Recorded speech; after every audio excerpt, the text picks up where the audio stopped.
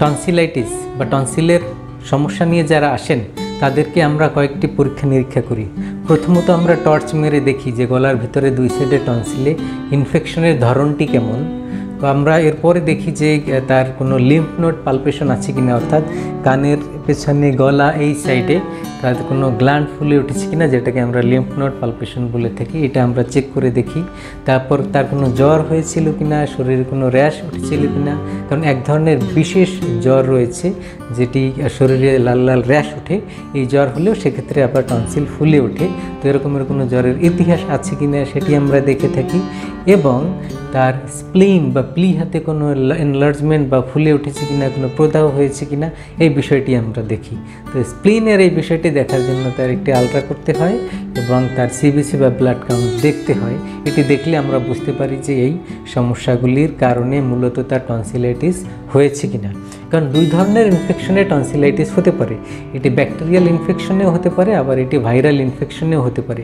আপনার যদি bacterial ইনফেকশনে tonsillitis হয়ে থাকে সেটি কিন্তু সহজে ভালো হয়ে যায়। অনেকে বলেন যে টনসিলাইটিস হয়েছিল কিন্তু আমি অ্যান্টিবায়োটিক খেয়েছি, ভালো হয়ে গেছে।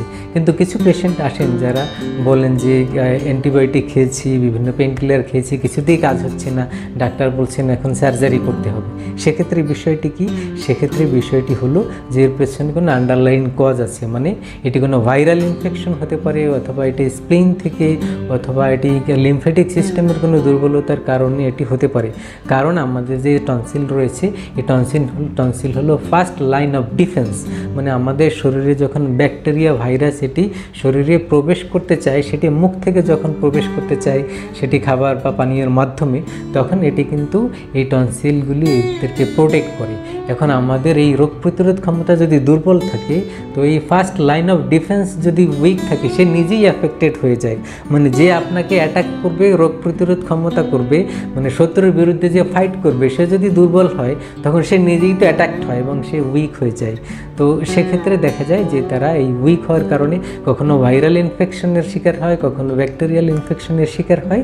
তো ব্যাকটেরিয়াল ইনফেকশনের শিকার হলে সেটি মোটামুটি তাড়াতাড়ি সেরে যায় বা অনেকে অ্যান্টিবায়োটিক খেয়েও ভালো ফল পান।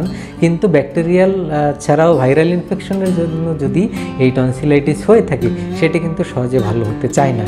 সেক্ষেত্রে আমরা হোমিওপ্যাথি চিকিৎসার মাধ্যমে আপনার রোগ প্রতিরোধ ক্ষমতাটিকে ইমপ্রুভ করার চেষ্টা করি, যাতে করে আপনার যে লিম্ফ্যাটিক সিস্টেম এটি যদি ইমপ্রুভ করে আপনার রোগ প্রতিরোধ ক্ষমতা বাড়ে, তখন কিন্তু এই টনসিলাইটিসের সমস্যাটি দূর হয়ে যায়। সেটা একটু সময় লাগে, কিন্তু এটি সমাধান সাপেক্ষ এবং সার্জারি অ্যাভয়েড করা যায়। তো যারা মনে করেন যে আপনার সার্জারি কেস, আপনারা কিন্তু হোমিওপ্যাথি চিকিৎসার মাধ্যমে চেষ্টা করতে পারেন। ইনশাআল্লাহ সেক্ষেত্রে আপনি একটু ভালো ফলাফল পাবেন আশা করি। আসসালামু আলাইকুম।